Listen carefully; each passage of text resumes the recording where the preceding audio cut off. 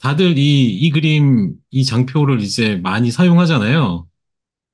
그죠? 이 장표를 많이 사용하는데, 제가 보는 건 여기 이제 이 그라스 프라핏의 이 76% 마진, 이 76% 마진에서 끝나는 게 아니고, 지금 보시면, 이거와 관련해서 이제, 실제 소위 이제 그 매출을 일으키고 나서, 소위 말하는 이 오퍼레이팅 프로핏까지 넘어가고, 이 오퍼레이팅 익스펜스의 매출 대비 비중이 얼마인지를 잠깐 보시면 상당히 중요해요.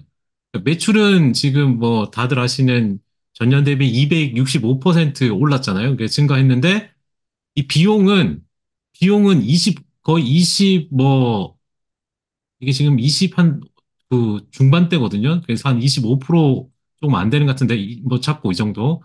그러니까 매출이 265% 올랐는데, 운영 비용은 25%, 그러니까 뭐 거의 10분의 1 수준이에요.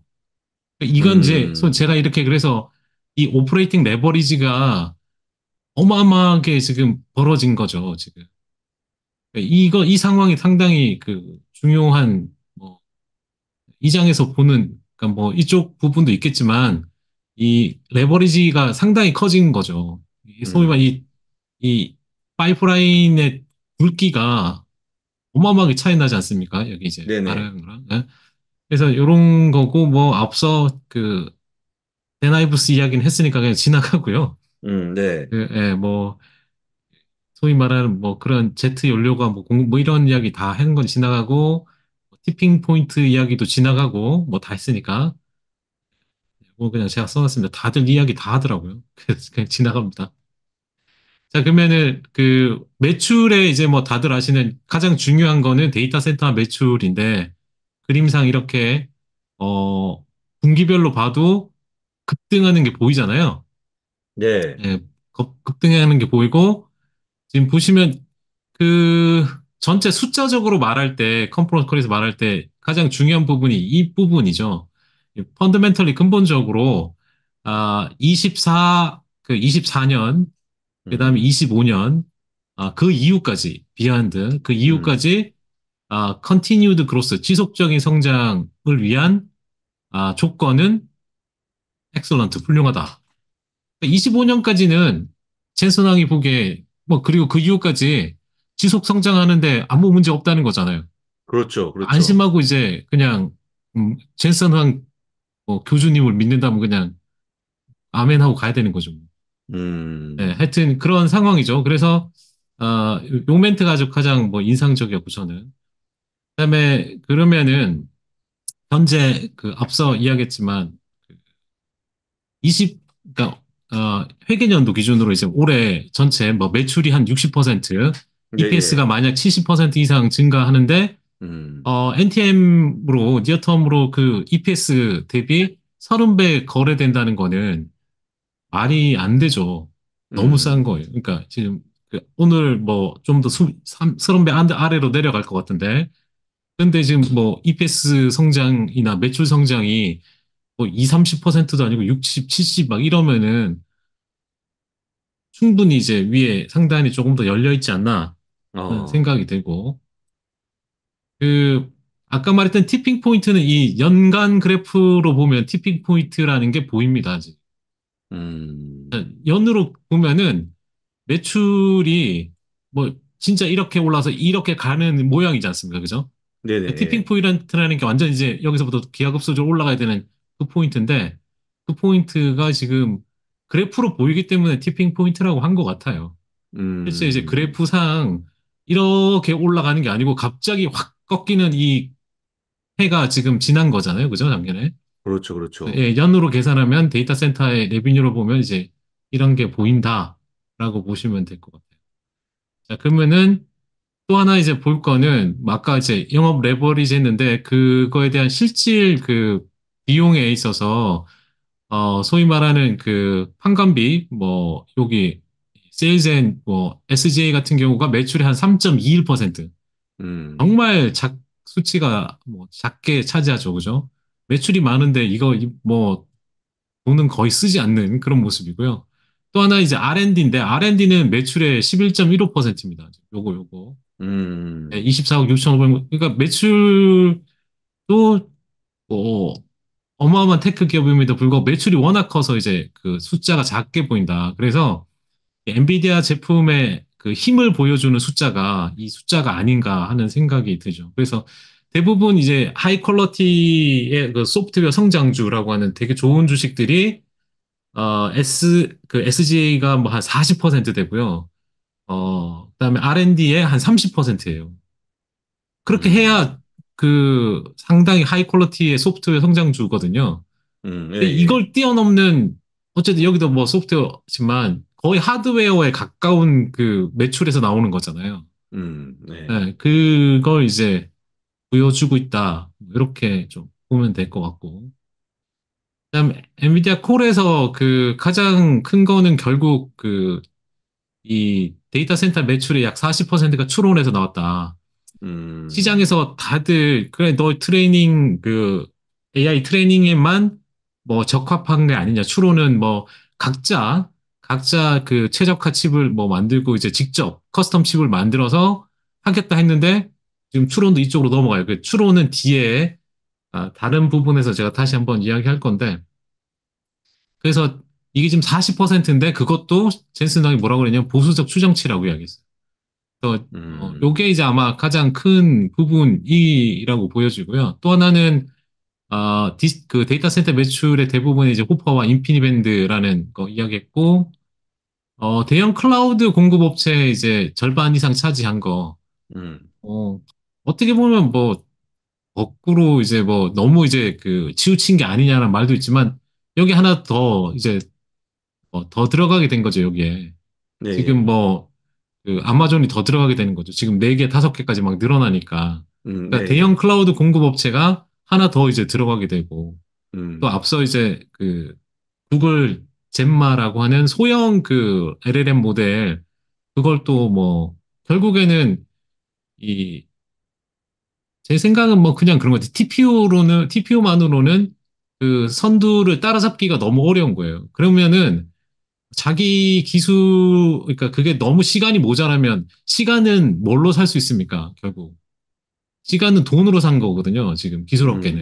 그러니까 예, 특히 예. 이런 그러니까 엔비디아가 잘 나갈 수밖에 없는 거는 여기서 삐끗해서 그 시기를 놓치면은 이게 뒤처짐이 확실히 커지는 거예요. 그럼 나중에 돈이 지금 뭐 돈이 지금 100이 들 거면 나중에 되면 200이 드는 게 아니라 막 300, 400이 들 수도 있어요. 이걸 따라잡으려면.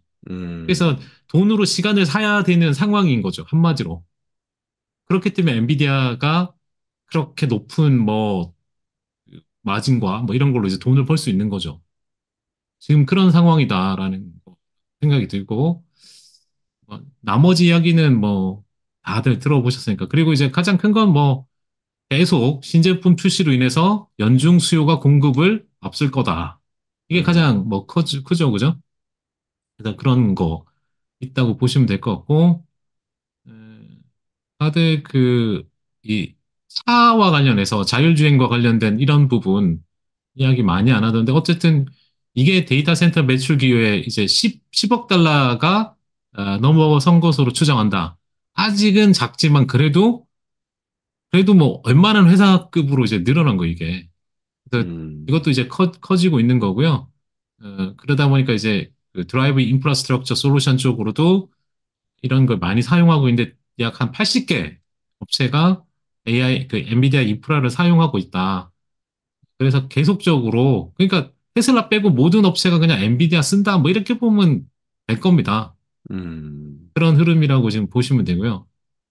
이제 아까 이제 인피니 밴드가 그 성장을 이끈다고 했는데 퀀텀 인피니 밴드 뭐 다들 아는 아까도 이제 프리미에서 이야기한 건데 현재 이제 엔비디아의 통신과 관련돼서는 인피니 밴드가 가장 아, 다른 데보다 앞서 있는 거죠. 그래서 AI 네트워킹 솔루션의 표준이라고 자기들이 이야기하고 있고 전년 대비 이 부분이 5배 이상 성장했는데, 그러면 이걸로 다 밀어붙이냐?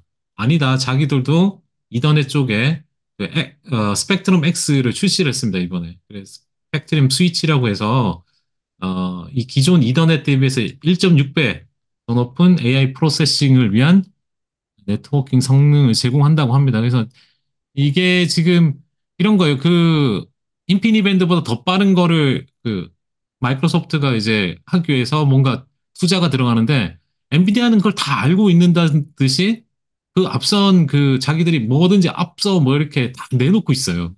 어, 네, 그러니까 지금 그럼 이게 자기들 시간이 또 걸리면은 또 채워지니까 일단은 얘들 거 비싸도록 또 쓰는 거예요. 만약 이게 제대로 나오면 이번에. 음, 현재 이제 그런 상황으로 끌려가고 있다고 봐야겠죠. 빅테크들이 어떻게 보면 엔비디아한테. 어, 그래서 이게 시간이 어떻게 보면 시간이 이렇게 레그 되게 이렇게 만약에 채택 AI 채택이 늦어 이렇게 속도가 느렸다면 아마 그 자체 개발하고 뭐 이런 게 가능했을 거예요. 그래서 엔비디아가 초기 이렇게 좀 점유하다가 일부 이렇게 그 뭐 쉐어가 이렇게 나눠지겠죠. 나눠질 수 있는데 지금 이게 채택 속도가 워낙 빠르고 워낙 그 투자 속도가 빠르다 보니까 이걸 따라잡기 위해서는 그 자기 거도 하고 하지만 계속 얘 거를 살 수밖에 없는 거예요, 지금. 그런 그 현재 흐름이 벌어지고 있다라고 보면 될 것 같습니다. 그러면은 그럼 결국 이 장기 성장이 가능하냐 이거에 대한 이제 컨퍼런스 콜 언급 내용 중에 비교해 보면 일반적인 내용은 그 가운데 일반적인 언급이 이렇게 있었고요. 그냥 예, 모든 기업이 AI 기업이 되고 뭐 이런 이야기가 있었어요. 그래서 뭐 이건 그냥 일반적인 내용인데 구체적인 숫자는 말하지 않았는데 요걸 이제 이걸 추정해서 한번 계산해 보죠. 음, 그러면 젠슨 황이 뭐라고 했냐면 향후 5년 동안 인프라 구축에 1조 달러가 투자될 건데 현대 속도보다 2배에 달하는 규모가 되고 이 컴퓨팅 분야가 수천억 달러의 시장 기회가 있다고 했어요. 그러면 향후 이제 5년이니까 2028년, 2028년이 되겠죠, 그러면요. 네, 2028년까지 수천억 달러니까 이거를, 리사수가 4천억 달러고 했는데 이게 지금 한 3천억 달러로 좀 낮게 잡아서 3천억 달러라고 가정을 하면은 그럼 엔비디아 시장 점유율이 그한 5년 동안 뭐 이제 현재 한 80, 90 이야기하는데 여기서 60%까지 60%라고 가정하죠. 계속 떨어진다고 가정을 해야 될 거 아닙니까? 예, 어쨌든 예, 예, 경쟁이 있고 그러니까 그럼 이게 60%라고 가정을 하면은 요거 곱하면은 매출이 1,800억 달러가 나와요. 자, 음, 그러면은 이게 1,800억 달러면 내년부터 해서 28년까지 가중 평균으로 연평균으로 한 16%씩 성장한다는 겁니다. 나누면은 예, 이거를 예, 이제 뭐 앞에는 이제 계속 고속 성장하다가 뒤에는 이제 성장 그 속도가 둔화되겠죠. 그래서 이게 16% 나온다 정도 된다면은 현재 어쨌든 이렇게 되는 거는 뭐 이 소위 말해서 1조 달러가 되는 거에는 그 AI 생성 뭐 제너레이션 팩토리 이야기도 했고 인프라 구축 뭐 이런 걸로 인해서 새로운 투자 사이클 때문에 된다고 했기 때문에 그러면 요게 지금 16%를 기억하고요. 그러면 어제 제가 이제 골드만삭스에서 뭐라고 했습니까? YY로 이게 지금 네, 25년에 15%일 때 매출이 얼마였어요? 1220억이죠. 1220억, 네, 네. 그러면 아까 1600이잖아요. 예, 예, 네. 그러면은 이게 지금 25년이지만 이걸 뭐 전체적으로 향후 5년 그러니까 25년 기대하는 이 15니까 16하고 거의 얼추 비슷하죠. 그러네요, 예, 네. 그러면은 이때 얼마예요? 800이에요, 800. 일단 800, 예, 800이죠. 예, 그러면 예, 여기 지금 이 PR도 지금 20 몇 배로 낮아지니까 27배, 현재, 예, 거의 맞춰지고 있어요, 여기에. 그러니까 이 어, 매출 성장이 이 정도 되면 얼추 이제 맞춰지고 있다. 그래서 향후, 뭐 이렇게 전체적으로 뭐 아주 높은 숫자는 아니라도 뭐 이런 한 15, 음, 16, 17 뭐 이 정도만 이렇게 흘러간다면은 주가는 계속 높아질 수 있어요. 네. 음, 멀티플을 좀 더 줘가면서. 어, 네. 그럴 수 있죠. 그래서 현재의 어떤 중기, 그러니까 이게 뭐, 제가 장기라고 했지만 어쨌든 한 5년이면 중기 정도 되니까 중기의 그 촉매제가 할 수 있는 그 수요가 계속 될 수 있다는 부분인 거죠. 그래서 성장률 추정치가 한 16, 17, 18, 어느 정도 그 정도만 뭐 된다면은 충분히 이제 주가가 저렇게 계속 예, 유지될 수 있다. 이렇게 볼 수 있는 거죠. 그대로 음, 되면. 자, 그러면은 그러면 엔비디아에 투자해야 하는 이유는 뭐냐? 예, 이 예. 젠슨 황이 또 한마디로 이제 이야기한 건데 이겁니다. 엔비디아 풀스택 컴퓨팅 플랫폼.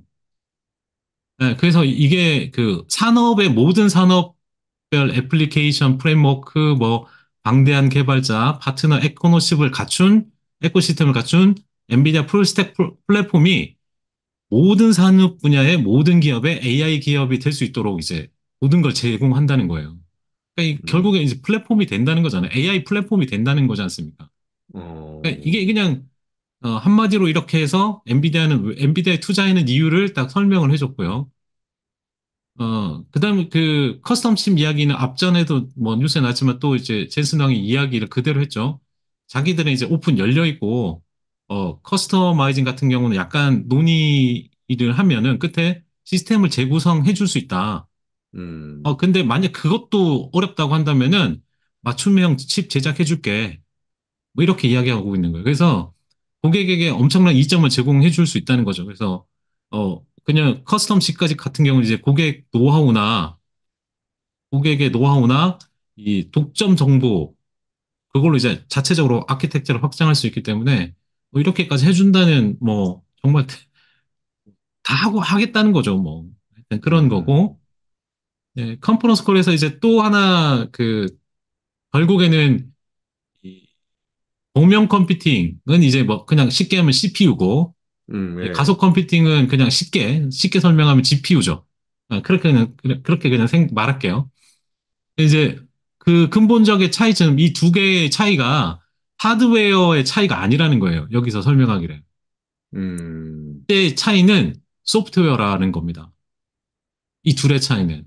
그러니까 소프트웨어 스택의 차이라는 거예요. 그래서 뭐 이게 지금 여기 보시면은 과거에 이제 데이터 기업 이야기할 때 SQL이나 또 이제 정형 데이터, 그러니까 정형 데이터 처리하는 게 SQL이죠. 그래서 이것부터 해서 뭐 이미지, 텍스트, PDF 같은 비정형 데이터 아니면 뭐 머신러닝 모든 분야에 이르기까지 어, 서로 다른 소프트웨어 스택이 필요하다.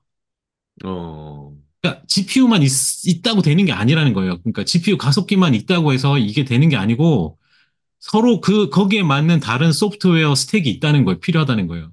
그래서 엔비디아는 수백 개의 라이브러리를 가지고 있다는 거예요.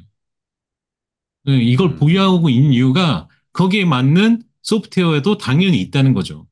그러니까 전체는 이제 쿠다가 대표가 되겠지만 어쨌든 그 세세하게 라이브러리는 다 있다는 거죠. 그래서 이러한 라이브러리가 이 새로운 시장과 애플리케이션을 가능하게 한다. 그 차이가 있다는 거예요. 그래서 쉽게 말하면 이런 소프트웨어 스택이 다른 곳이 없기 때문에 엔비디아를 뭐 그렇게 쉽게 이제 점유를 많이 뺏어올 수 없는 그런 상황이라는 거죠. 그렇게 좀 보면 되고요. 그다음 또 하나 이제 주목해야 될 게 엔비디아 AI 엔터프라이즈라는 거예요. 요거 단어가 또 있는데 요게 지금 10억 달러의 런레이트를 기록했죠. 요게 지금 시작이 불가하다고 이야기했는데 아, 지금 이게 뭐냐면 제품을 시장에 출시하는 방식과 관련돼서 엔비디아 AI 엔터프라이즈는 뭐냐라고 이제 개념을 이해하면 되면 운영 체제와 같은 런타임으로 생각해라. 그래서 즉 AI를 위한 운영 체제다. 아까 플랫폼 이야기한 거 연관되죠. 엔비디아 AI 엔터프라이즈는 인공지능을 위한 운영 체제다. 그래서 앞서 뭐 프리미도 이야기했지만 GPU당 연간 4,500달러를 청구를 하고요.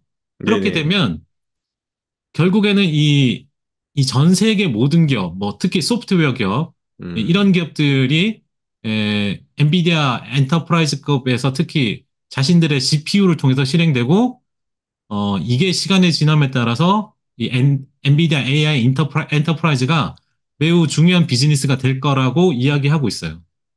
그러면은 음, 그 현재 어떤 그 AI 레볼루션의 어떤 첫 번째 스테이지는 엔비디아가 어떤 성장세를 지금 보이고 있잖아요.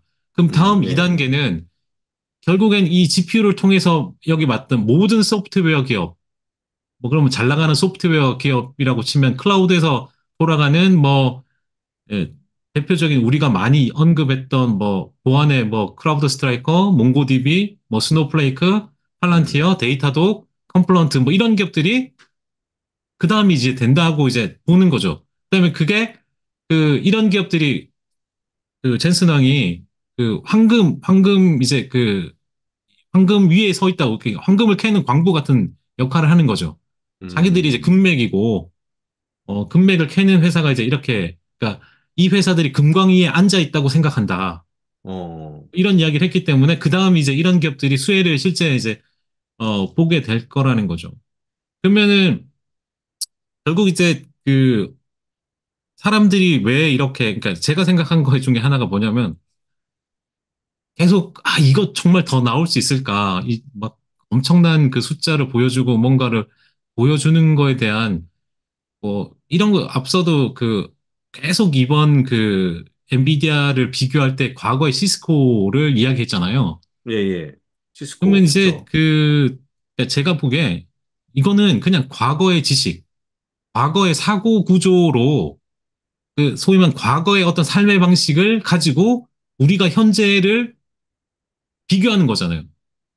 음, 그만큼 그래서 그러면 이 그런 구조는 지금에 맞는 구조가 아닌 거예요. 사고가 이게 새로운 어떤 이 사고로 엔비디아든 AI든 이런 산업을 접근을 해야지 과거의 사고 의식을 가지고 이 현재를 바라보면은 다 틀린다는 거예요. 뭐, 음, 그럴 가능성이 높게 보여지는 거예요. 지금 어떤 내용들이 제가 느끼기에는. 그렇게 보이고, 이제 거의, 그 다음에 이제 엔비디아의 마지막. 음, 그러면 이건 왜 중요하냐? 그, 마크 주커버그가 메타의 H백, 그 메타의 주커버그가 H백을 35만 개, 그것도 필요한 것보다 더 많이 구매한 이유가 여기에 있어요. 레커멘드 시스템에 있습니다. 이 레커멘드 시스템이 추천 시스템이잖아요. 그렇죠. 이게 이 GPU 모든 단계에 사용되는 거예요. 이게 무슨 뭐냐면 이 기존의 어떤 그 추천 시스템, 이 메타가 됐든 다른 모든 인터넷 플랫폼으로 돌아가는 기업들은 이 어떤 필터링이나 컨텐츠나 어떤 그런 모든 방식의 CPU 기반 알고리즘으로 다 돌아가다가 이게 어떻게 돼요? 모든 단계가 GPU로 이제 넘어가고 있는 거예요.